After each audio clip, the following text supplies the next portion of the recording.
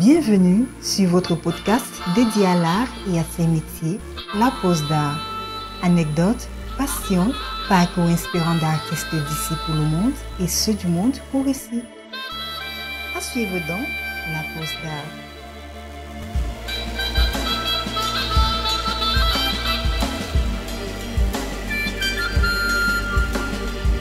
Dans un espace plus ou moins dédié à l'art, comment tu arrives à ça? Comment ça arrive en tout cas, cette première exposition?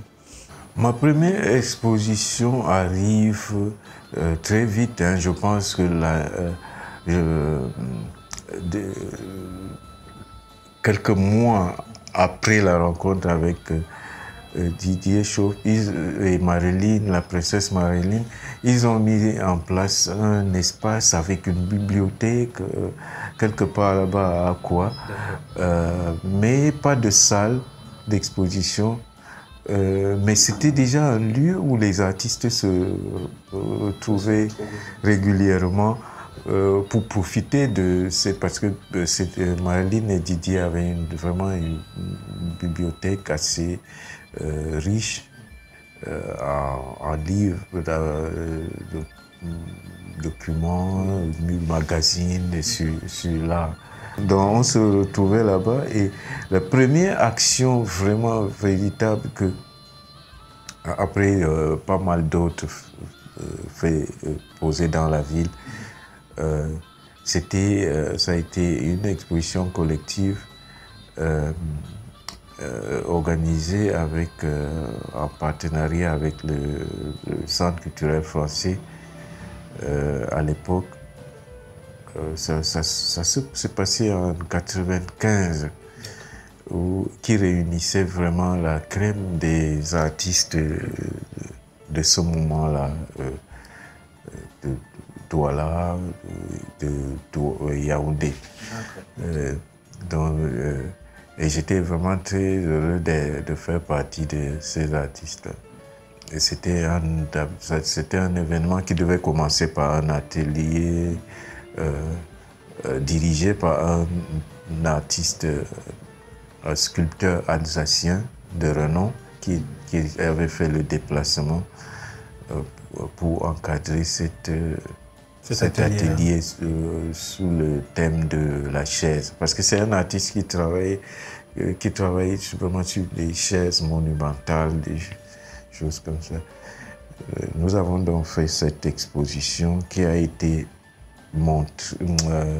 fait ce travail d'atelier qui a été montré au Centre culturel français de Douala ici. Tu te souviens des autres participants avec qui? Oui, il y avait Coco Komeye, Joël, Babikou, Hervé Yamgen. Même c'était pas que des peintres, des sculpteurs. Il y avait, je me souviens de Daniel Diouda, l'architecte, qui avait proposé une pièce. Et Pascal Martin Taillou et quelques autres. Je pense, oui, c'est ça. Nous étions une dizaine. Hein. D'accord, ok. Et je crois savoir que pour avancer dans la chronologie de ta vie à cette période-là, tu peux m'arrêter si peut-être je saute un élément ou un événement qui, à ton sens, est très important. On peut revenir dessus. Mais pour avancer un peu dans cette chronologie-là, il y a quand même ce moment où, et ça c'est un ami à toi qui me l'a raconté il y a quelques années, Tony Méfait, qui me disait que à Yaoundé, tu étais dans cette agence-là, avec un très bon salaire, et du jour au lendemain, tu décides de claquer la porte et de te concentrer sur l'art. Moi, la question que j'ai envie de te poser, c'est de savoir est-ce qu'à ce moment-là, en tant qu'artiste, tu vivais déjà bien de ton art pour dire, ok, tu vas laisser ce travail qui te rémunère plutôt bien et te concentrer sur ton travail d'artiste? Oui, justement, ce moment-là vient juste après cette exposition au Centre culturel collectif, au Centre culturel français de Douala ici. Et cette exposition à la suite de cette exposition, j'ai été licencié de l'entreprise où je travaillais. Mais immédiatement, puisque mon travail était apprécié par d'autres sous-traitants qui venaient là-bas, il y a une autre agence à Yaoundé. Parce que moi, je m'apprêtais même pour quitter la ville et aller rejoindre mes parents et mes frères et sœurs à Bafoussam. Et je me souviens, c'est à travers mon père que cette entreprise m'a contacté. Et je suis allé à Yaoundé. Cette personne m'a engagé. Ça s'appelait Particulier, l'agence Particulier. J'ai eu la chance que mon salaire a doublé et je gagnais bien. C'est quelqu'un qui m'a... Jean-Pierre Di, il s'appelle, qui m'avait pris sous son aile comme vraiment un petit frère. Il aimait beaucoup ma peinture. Il m'a même fait mettre mes peintures à l'agence. Et puis, quand j'arrive à Yaoundé, je m'étais fait remarquer par le directeur de l'Institut Goethe. Et il savait que l'Institut Goethe était vraiment très dynamique en art, il organisait des ateliers, faisait venir des artistes vraiment de renom allemands pour faire des ateliers à l'Institut Goethe et tout. Et donc j'allais tout le temps au Goethe en travaillant en particulier là. Mais comme il m'avait remarqué, quand il a vu ma sculpture, il a cru que j'avais un atelier vraiment, c'est-à-dire, je ne sais pas ce qui s'est passé dans sa tête.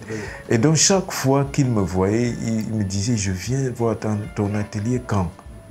Et ça, moi, quand il disait quand, mon cœur battait parce que je n'avais pas d'atelier, en fait, je travaillais dans ma petite chambre que j'occupais.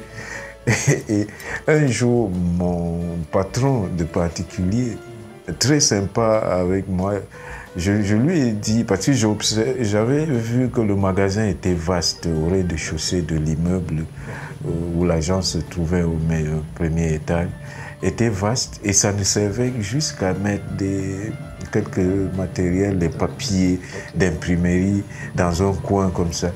Donc, je lui ai demandé si je pouvais travailler, que c'est une urgence parce qu'il y a quelqu'un qui pense que je suis un très grand artiste avec un grand atelier, immense atelier, avec plein d'œuvres dedans. Et il voudrait vraiment venir me rendre visite. Je vais me donner un certain temps pour travailler et l'amener. Parce que c'est vraiment une opportunité. J'aime bien qu'il y ait quelque chose qui me bouscule pour que j'avance. Et il a accepté. C'est devenu mon atelier. Même mes collègues ne comprenaient pas. Je descendais, j'entrais dans le rez-de-chaussée. Et jusqu'au jour où au bout d'un certain nombre de travail, je suis allé le voir, il est venu visiter, il a programmé l'expo. J'ai fait ma première exposition vraiment individuelle à l'Institut Goethe. Regard de l'intérieur. Où il y a eu, je crois, la fameuse performance Mon Cul. Non, Mon Cul, c'est après. Parce qu'après Mon Cul, ça s'enchaîne. La première expo se passe bien. Et puis, je décide avec l'expérience de la vidéo à l'époque, des performances que je faisais déjà, je commençais à faire, et ayant aussi acquis toutes ces notions-là en fréquentant des ateliers qu'organisait le Goethe. Et donc, j'ai trouvé vraiment opportun de faire un travail vraiment expérimental qui associe la vidéo à la performance et à mes peintures en même temps. Donc j'ai décidé comme ça de reconstituer mon atelier sur la plateforme où se passait derrière le Goethe les spectacles sur le podium. Et d'utiliser des mannequins sous fond de musique pour porter les œuvres et aller accrocher. Mais des œuvres que j'ai déjà commencées, mais dans l'ambiance de mon atelier, aller accrocher dans la salle. Donc, et au milieu de tout ce travail, tu vois, de performance, autour de mon atelier, les œuvres qui sortaient de là étaient des œuvres que j'avais préparées d'avance. Je finissais juste et je signais. Et puis on amenait dans la salle. La pose d'art. Donc, autour de ces œuvres issues de cette performance, il y avait une vidéo que j'avais réalisée. Et cette vidéo était une performance, une courte performance que j'avais faite et qui s'intitulait Mon cul, M-O-N-Q. M-O-N-Q, Q lettre. Mais ça voulait dire ce qu'on nous tous on peut entendre, c'était un ras-le-bol. Je voulais que le titre soit comme une exclamation qui pourrait signifier merde. D'accord. Tu vois? Ouais. Mais en plus choquant, on pourrait dire. Mais quand tu en parles aujourd'hui, Salifou, je me rends compte quand même que depuis très longtemps dans ton travail, en tout cas, dès que tu t'es positionné comme artiste, il y a cette observation ou cet observateur que tu as toujours été sur la société à laquelle tu appartiens. Il y a ce fameux Mon cul, il y a Albatros, il y a les politiciens. Mais comment toi tu pourrais expliquer cette façon poétique, mais très engagée, pas de juger la société, mais de présenter la société justement? Parce que d'autres personnes pourraient juste peindre le beau pour le beau. Il y a beaucoup d'artistes qui le font et ça marche très bien.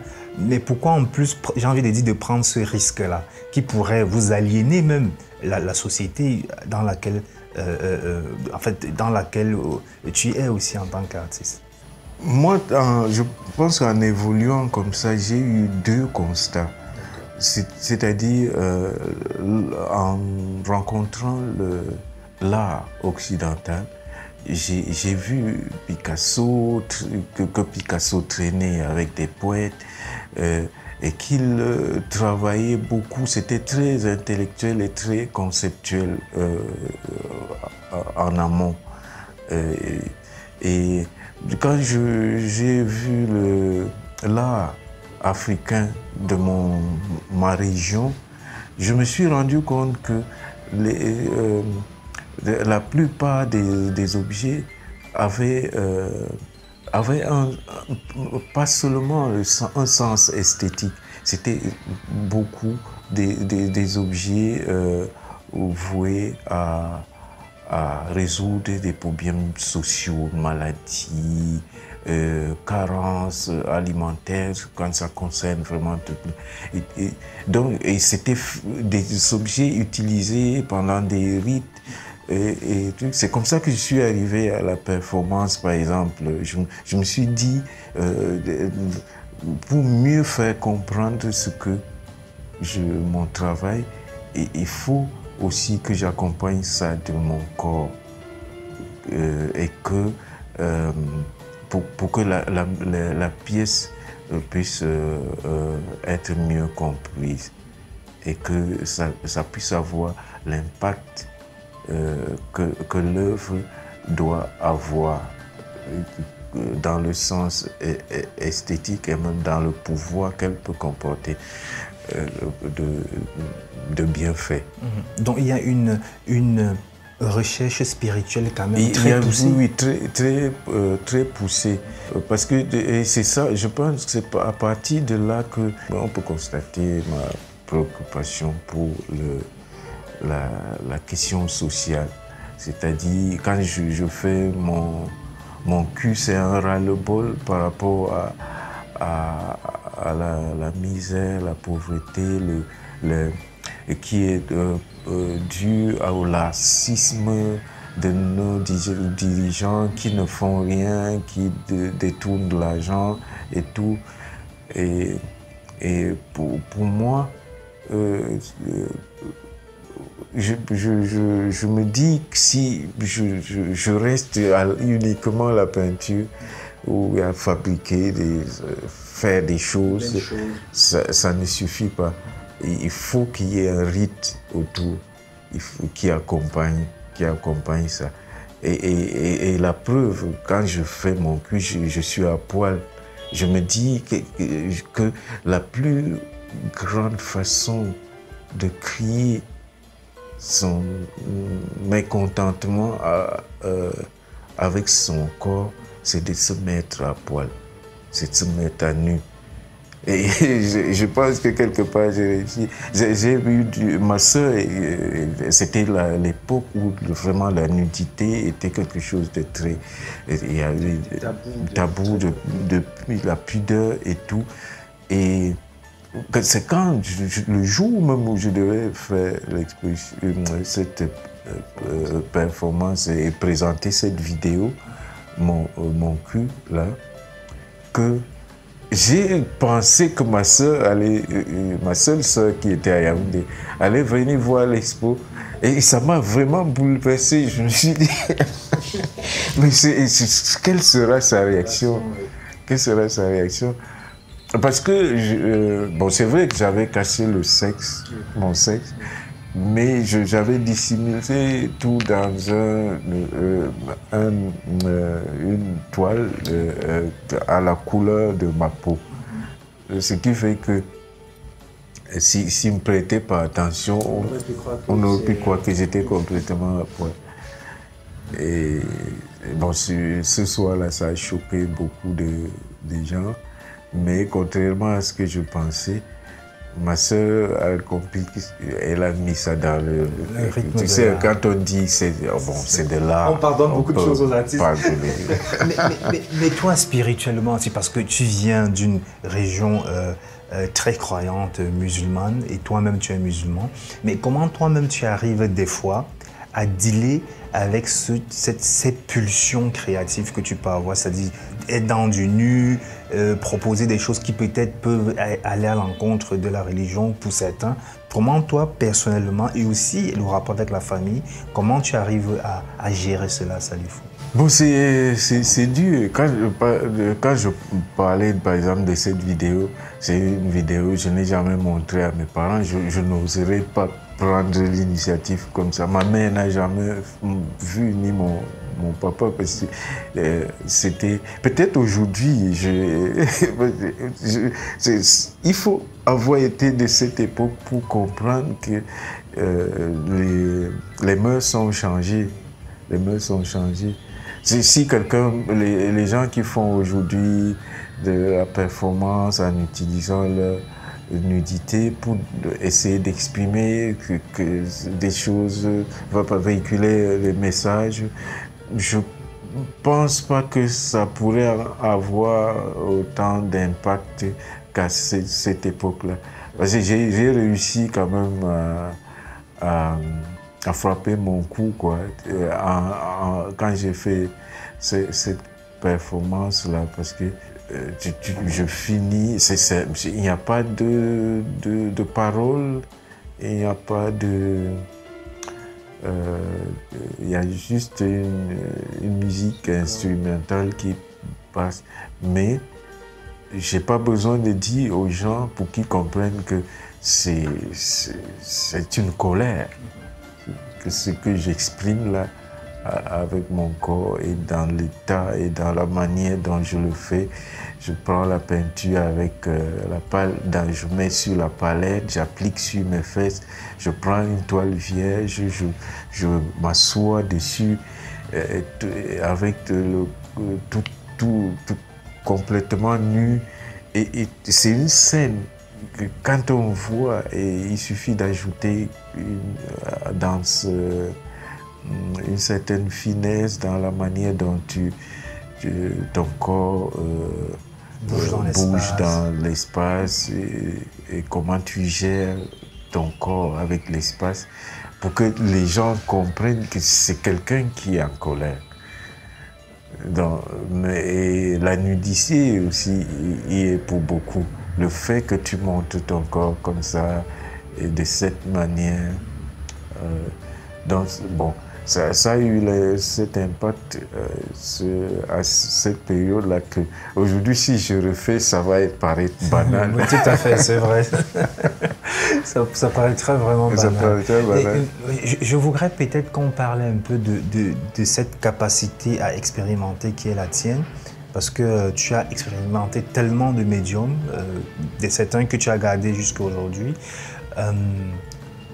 Je pense bien sûr à la peinture, mais il y a aussi la sculpture, la gravure, la peinture sur tôle ou gravure sur tôle des fois. Bref, il y a tellement de choses. Comment à chaque fois, ça les fout, tu es arrivé à passer d'un médium à un autre et à le dompter? Qu'est-ce qui te pousse à ça?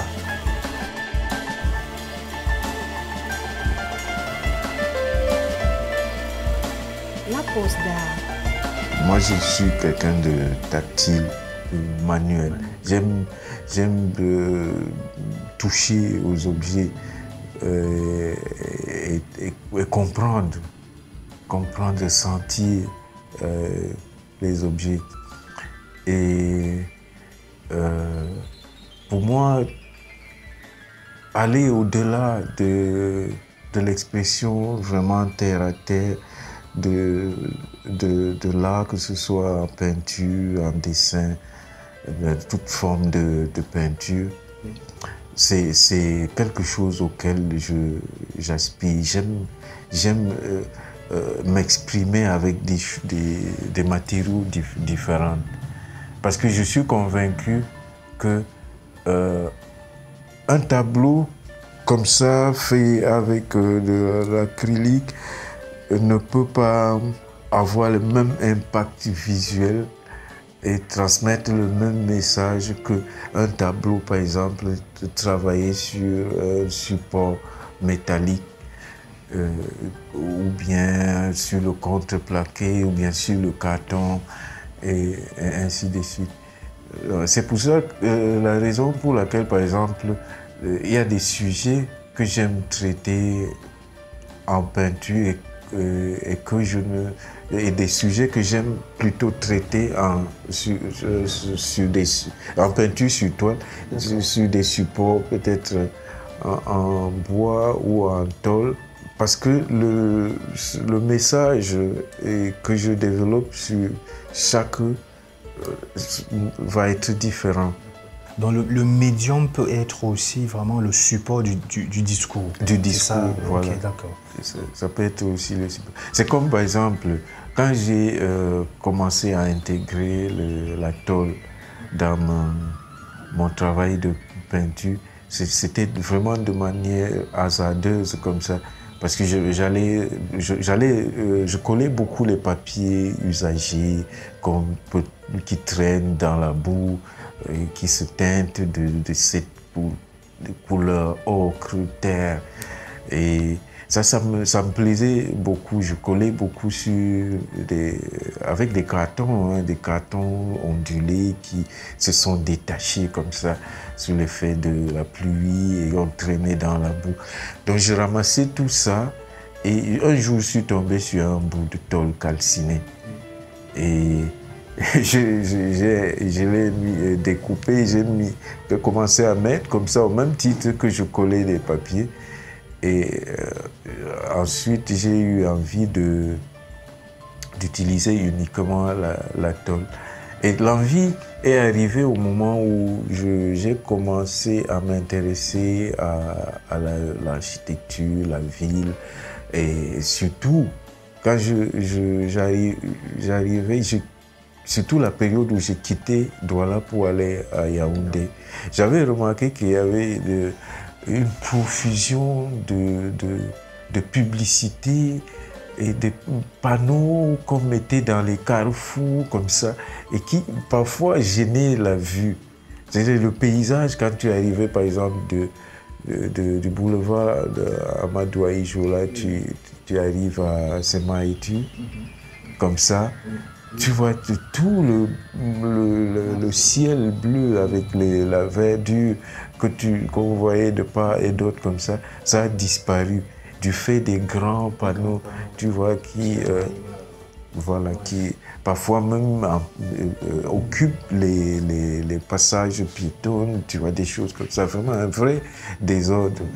Et moi, je me disais intérieurement, les gens du quartier, là, ils commencent à porter la merde de là-bas dans les ronds-points. Et je me suis dit, j'ai commencé à réfléchir, en fait, sur la question de l'urbanité. Et mon attention s'est beaucoup portée sur le métal, la tôle. J'ai remarqué que la tôle, c'est un objet rigide et qui, quand elle a fini son temps comme toiture, on la récupère quand même pour en faire les barrières, des trucs. Donc c'est quelque chose d'omniprésent, surtout dans les quartiers populaires, et qui est un peu et qui côtoie les gens. Et donc le fait de récupérer déjà la tôle au quartier, j'ai pris conscience que c'était déjà un acte artistique pour mettre dans mon travail. Et parce que c'est un élément usuel qui côtoie les gens, qui est colmaté, déchiré, et qui est transformé par les gens qui ont une vie. Et que le prendre même déjà comme ça et de le mettre de manière brute dans mon travail est un acte artistique par rapport à la vision que j'ai de là. J'interpelle déjà les gens sur leur environnement. Et cet environnement qu'on voit bien dans ton travail depuis toujours. Merci à vous d'être si nombreux à nous écouter. Nous vous donnons rendez-vous la semaine prochaine pour aller à la découverte d'une histoire intimement liée à l'art. La pause d'art est une idée d'Yvon Gassam. Voix off, Solange Nembe. Musique, Tumo. Mixage, Ralin Gangmo. Réalisation, Yvon Gassam. La pause d'art est un podcast produit par African Entertainment avec le soutien du laboratoire de théâtre de Yaoundé, Otni et de Satek Records.